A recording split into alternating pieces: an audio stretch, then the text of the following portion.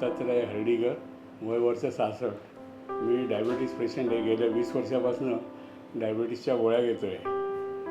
नंतर डायबिटीज काही कमी होत नसल्यामुळे नातेवाईकांच्या सल्ल्याने माधवबाग या संस्थेला ॲप्रोच झालो. माधवबाग संस्थे कांदिवली युनिटला ॲप्रोच झाल्यानंतर तिथे डॉक्टर मिनल नाईक यांच्या सल्ल्यानुसार औषधोपचार सुरू केले आणि काही त्यांनी चाचण्या सांगितल्या डायबिटीजबद्दल. त्यात मी मुख्यतः HbA1c माझी काही कमी होत नव्हती, पण त्यांच्या सल्ल्यानुसार आहार घेतल्यानंतर आणि वजन कमी केल्यामुळे ते HbA1c कंट्रोलमध्ये आली.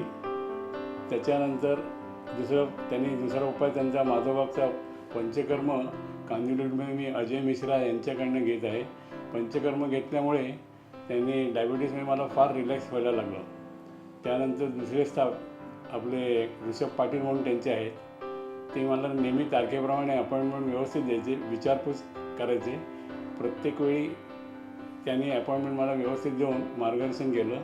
त्यानंतर कांदिवलीचे दुसऱ्या डॉक्टर आहेत तेजल पाटील.